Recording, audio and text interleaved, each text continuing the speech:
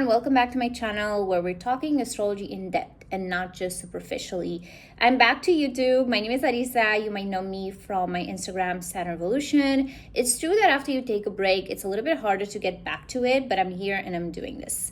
So, in the meantime, since I was gone, I hosted my first astrology read in Bali. If you're interested to know more of that, I have pinned stories on my Instagram profile, but I can also share more with it in a YouTube video if you want. Just let me know below. Today's topic is financial astrology. I feel like not a lot of astrologers talk about this in depth. Like, yes, we know the second house is related to money, but what does that even mean? What are the other nuances within the chart that are related to money? In this video, we're going to be breaking down all of the aspects within the chart where we can look at if we want to understand our financial currency, our financial language, because each one of us has a unique financial energy and blueprint. And the way that we look at money, the way that we perceive money is really important when it comes to our chart and when it comes to attracting money within our lives as well.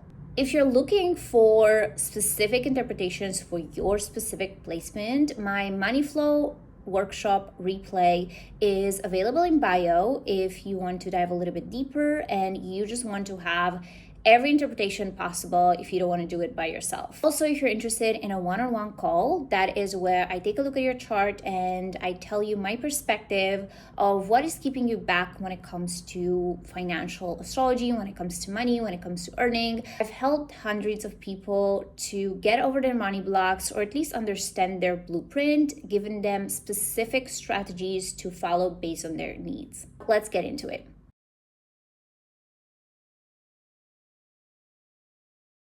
The most important thing to look at when it comes to money is that money is energy.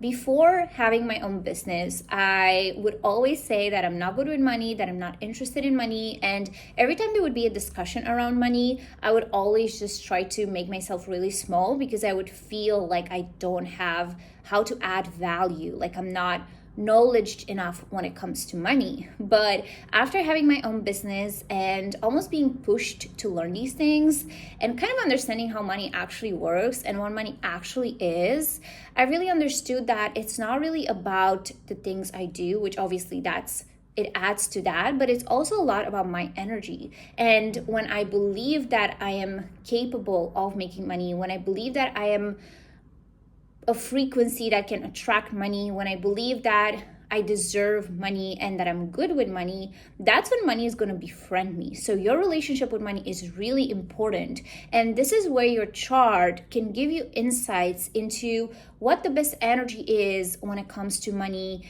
that you need to approach and that you need to step into. Because a lot of the times, let's say you're someone who would make better money if they were to work by themselves, but you're trying to fit into working with a team or with a group of people and you don't know why money is not coming in, right? So following our initial blueprint is really important. But in order to do that, we do have to understand first where money is within our chart. What do we look at?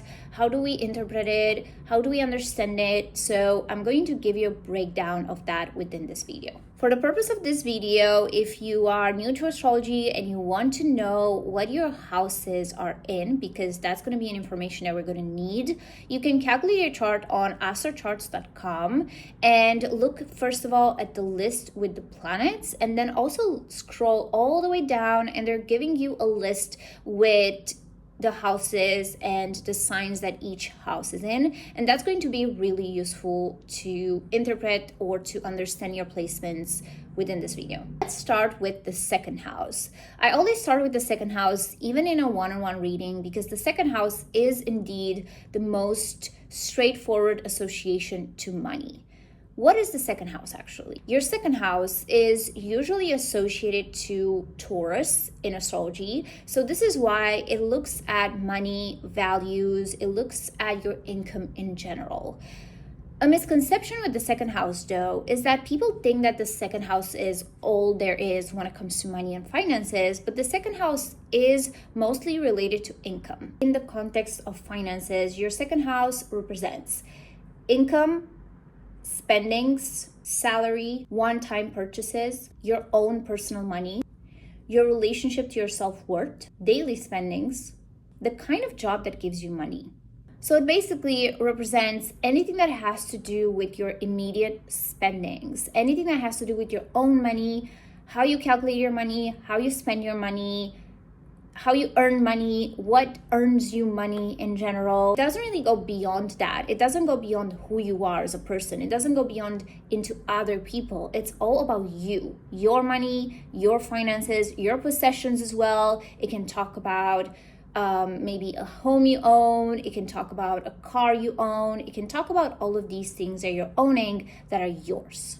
What's really interesting about it is that the second house is at the same time money as it is self-worth. So if your self-worth is low, your money is going to be low, literally. Your self-worth is always going to be a reflection of the money you earn. So looking at this, we can understand a little bit better that the more you work on your worth, the more you're going to be able to gain money. What we're looking at here is not just planets in your second house, but the sign your second house is in, because that is going to show us what your approach needs to be when it comes to your daily job, when it comes to what you can get paid for, or what is the best way for you to make money. For example, if your second house is in a sign that's a little bit more independent, then you're more likely to make money out of you being your own boss, out of a freelance job, or out of you being a manager, for example. Or if your second house is in a sign that is a little bit more people-oriented or watery, for example, then you're more likely to make money out of jobs that require teamwork or that involve people. If your second house is in an air sign, for example, then your strategy towards money is connected to your mindset, right? So the way you think influences, or the way you speak influences what money you earn. If your second house is in an earth sign, then the money you earn is really connected to your sense of stability. If you feel comfortable, if you feel stable within a job, within your life in general, that influences the money you earn. If your second house is in a fire sign, that's connected to your assertiveness. The more you take action, the more you take risks, the more money you can gain. If your second house is in a water sign, your finances are related to your mood, the way you feel, how much you allow your emotions to take over you and control your life is a direct reflection of the money you make. If you have planets in the second house, that means that your financial blueprint is quite important to your evolution. And a lot of the times that can mean that initially you might struggle with money, no matter which planet you have here, because wherever we have planets, that is basically our journey. That is what our life is all about to some extent. So let's say you have like a random planet here, such as the moon, right? That means that your emotions are tied to money. Even if you make money or you don't make money, your emotions are always going to be tied to money. So you're always going to have this back and forth relationship with money, possessions, self-worth. Even if you don't see yourself as someone who is interested in finances, I do think that's actually something to look at. I do think that a lot of the times can tell you that there's a resistance there that needs to be addressed. And the more you do, the more comfortable you get with money, the easier it's going to be for you actually. If you don't have planets in the second house, like me, that doesn't mean you're not going to make money. It's actually more straightforward. It's just a sign that you have to look at. So that means that there's no big obstacles when it comes to money. And if there's any obstacle, you can identify it by looking at the ruler of your second house, which for me, my second house is in Aquarius. The ruler is Uranus. Uranus is my first house. So I know that I can make money through myself, through my self-expression. My second house in Aquarius shows me that I work best independently, but I do need to have a community to make money. Also, astrology is associated to Aquarius, and I'm literally making money out of astrology. The second house is always going to be in the opposing sign that the 8th house is in.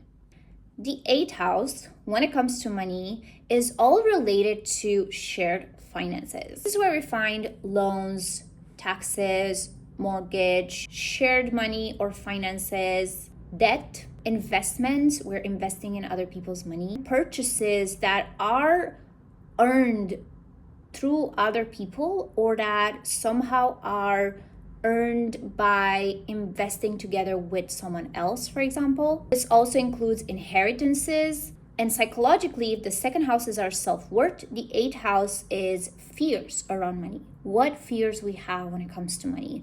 What is our psychology when it comes to money? How do we react when money is there and when money is not there? How do we react when things burn down and they come back again, when there's a transformation related to money, when there's a rebirth? So basically, the eighth house is other people's money and the way we work with other people's money. And even if you're like, wait, I actually just have my own money, a lot of the times we do interact with other people's money. Even if we, let's say, borrow money, this is the eighth house as well. I actually also look at the eighth house as people who work one-on-one with clients, for example, and their money doesn't really come from, let's say, specific products they buy or specific like a monthly income, but their money comes from how many clients they get each month, for example. And that's very also can sometimes be related to my work as well. For example, when it comes to astrology readings, they are more recurring monthly. So I would categorize them for me in my second house, finances, my money. But when it comes to coaching calls, for example, like me coaching others, it's one-on-one work and I see it more intimate. I see it more as eighth house money. People paying me to guide them towards transformation. What I think it's really interesting is that the second house is always in the opposing sign as the eighth house. So the strategy we have when it comes to our daily income, our own money, should be complete opposite than the strategy that we have when it comes to investments, taxes, loans, other people's money. And this is something that no one talks about. For example, my second house is in Aquarius, so when it comes to my own money, I need to be more rational. But when it comes to other people's money or when it comes to investments, I need to be a little bit more fiery. I need to maybe take risks a little bit and not try to overthink everything or try to calculate everything, but just go with my instincts. Usually, if your eighth house is in an earth sign, for example, then you might really benefit from investments. You might benefit from stocks. You might benefit from getting a little bit deeper into understanding how investments work, and it might be something that resonates with you on the long run. If you have planets in the eighth house, that means that there is something there when it comes to other people's money. You're either going to have an inheritance at some point, you're either going to, that's going to shape your life, you're either going to go through a transformation that's going to change the way you view shared finances, or it just feels like there's a milestone at some point that's going to change the trajectory of the way that you look at other people's money, or you might actually get into joint ventures or joint financial projects with people. For example, I have a moon in the eighth house here, and when it comes to taxes, I am very emotional, and it's true that I really just I feel very vulnerable and very exposed when I have to do my own taxes. It's just weird. If you don't have planets in the eighth house, that means that it's easier for you to deal with fears surrounding other people's money, shared finances, taxes. These are not really things that are going to affect you as much, maybe only when there are transits to that house, when there's like specific planets that are a little bit more difficult within that house. But in general, looking at the ruler of that house, so like if your eighth house is in Leo, then looking at where the sun is going to help you understand a little bit better how to manage this area of your life. Next up is your Venus sign and house. Venus is not just about relationships. Venus is actually a planet that helps us connect more with receiving. So it also has to do a lot with money. That's also because it is the ruler of Taurus. And as I said, Taurus is related to money in general in astrology. Venus is not really the planet that shows you what type of action to take, but it does show you how you can allow money to come to you, how you can receive money, how you can be in a financially abundant energy and state in order to allow money to come to you. So in that feminine Venusian energy. If you have Venus in houses that are more related to yourself, such as your first house, your second house, your third house, fifth house as well, sixth house, I would say the ninth house is also related to yourself a lot. So these houses are just showing you the fact that money you can really attract money whenever you rely on yourself, whenever you rely on the themes related to those houses, and you go deeper into it. That's when you're able to attract money. If you have them in houses that are more about other people, then whenever you network with others, that is your best way to attract money. Because let's say you have Venus within your 11th house of community and friendships, the people you befriend might actually have connections, or might actually have another friend that introduces you to this other person, who in turn is able to give you a job interview and you're able to make more money, for example, right? Like there's a lot of ways that this can manifest. But the thing is to understand if the nature of the house is more internalized, or it is more about going out there and meeting people and interacting with people. Sign your Venus is in also tells you more about the strategy you need to step into. For example, my Venus sign is in Capricorn, so definitely when it comes to money, and if I want to attract money, I have to be disciplined. I have to set goals. I have to be organized. I cannot just like allow money to be there, never think about it, never talk about it, and then expect money to come into my life. Venus is also in the first house, so that means that I have the ability through myself to attract money into my life. So the more I invest into myself, such as my appearance or my clothing, my style, or the more I express myself into the world, the more I push myself to do things that maybe are a little bit more out of my comfort zone, the more I just put myself out there, the more I can attract money just through my charisma, just through my personality, through who I am. Jupiter sign is also really relevant here. It's not directly related to money, so your Jupiter sign doesn't directly bring you money, but it does put you in an energy of abundance. And abundance can mean a lot of things, and money can be part of the abundance. Sometimes abundance can just mean having opportunities, having expansion, having freedom, and that in turn can also help you to have money. So we shouldn't sleep on Jupiter, because Jupiter is actually the great benefic. It is the planet that we always need to look at whenever it comes to what we can learn more about. So depending on the house where you have Jupiter, understanding more what that house is about and then learning more about those themes is really going to help you attract a sense of abundance.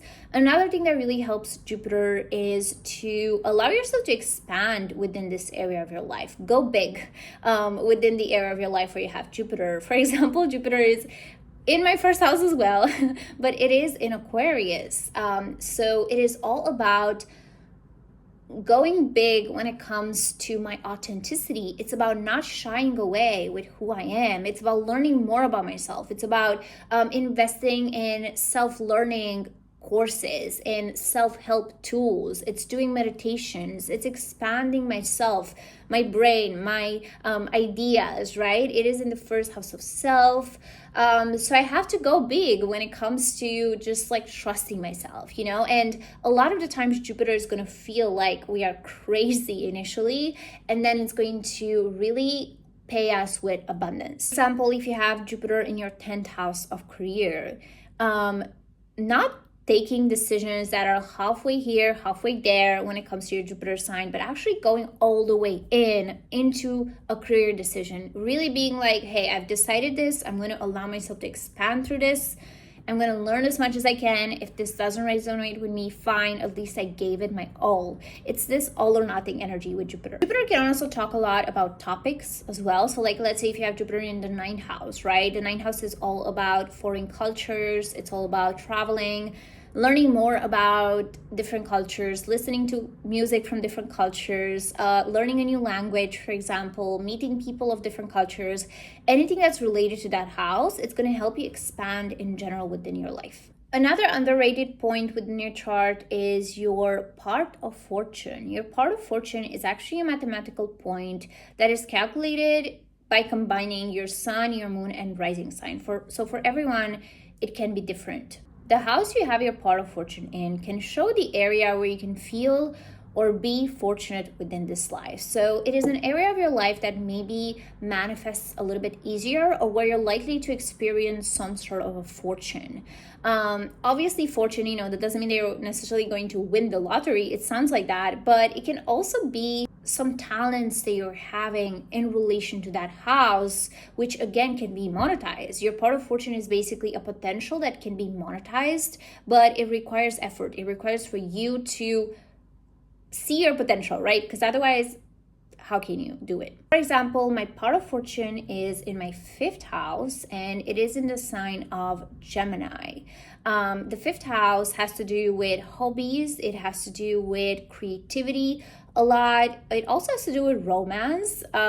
So with this placement, and children as well. So with this placement, I'm fortunate when it comes to turning my business ideas or turning my hobbies or my passions into reality, and making money out of it, because I was able with this astrology practice to turn it into a business and make money out of it, right? So this is a passion that I have converted through using my knowledge and sharing my ideas and sharing my viewpoints of astrology. Let's say at some point I'm going to be fortunate with kids, because it is in the 5th house of children, or fortunate within my love life, and to be honest, I can confirm that. So yeah, who knows? Just let me know where you have this part of fortune and how do you feel fortunate within that area of your life. And I know a lot of people are going to be like, no, I'm not fortunate within this area of my life, like so on. I do think that it requires you to be open to seeing it, and the more you see it, the more fortune you can see within that area of your life. Last but not least, your Taurus house. Since Taurus is ruled by Venus and it is associated to money, this is another potential that a lot of people don't talk about. But the house you have in Taurus is the house that can tell you more about what you can monetize consciously. It's like another source of income that you can get. For me, it's again in my 5th house. So definitely monetizing my passions, my hobbies. It's a lot of it is there. But let's say if your Taurus house is, you have a Taurus rising, that means that your 1st house is in Taurus, right? That means that you can, again, use a lot of your talent or your personality, your charm to monetize it by, let's say, doing videos, for example, and putting yourself out there. Let's say you have this Taurus house within your 7th house. That means that you can start a business with a partner. You can start a business with someone you're dating or you're in a relationship with, or you can start a business with a business partner, and you can monetize that. It's a potential that maybe not a lot of people talk about. If you have planets in Taurus, then that's even more abundant and even more related to potential, depending on what planets you have. But a lot of the times you can use that planet to your benefit. I offer 50 plus slides of interpretations for each of the placements that I've talked about. I take each 2nd house through the signs, each planets within the 2nd house, within the 8th house, all of the interpretations you can think of, and also some journaling prompts within the replay of my money flow workshop that I've launched last year, and since then it has been purchased by a lot of people who have used it to understand deeper what career works for them. I actually give specific career paths that work for you based on your 2nd house sign and your Venus sign, and how you can combine all of this together. If you really want a self-paced approach, you want to have access to this information all of the time, and you want to learn how to interpret this within your own chart by yourself. So if you're interested, the link is in bio. If you're interested in more of a one-on-one approach and you want me to take a look at your chart and help you advance within your career, I've helped hundreds of people to understand their career path and see their relationship with money clearly, and you can book the money flow reading in bio as well. That's a 1-hour live call, and it's one of my most popular readings. I hope you guys enjoyed this video. Let me know if you want me to go more in depth into one of the things that I mentioned, or let me know what other topics you want to see, because I'm back here. See you soon. Bye bye.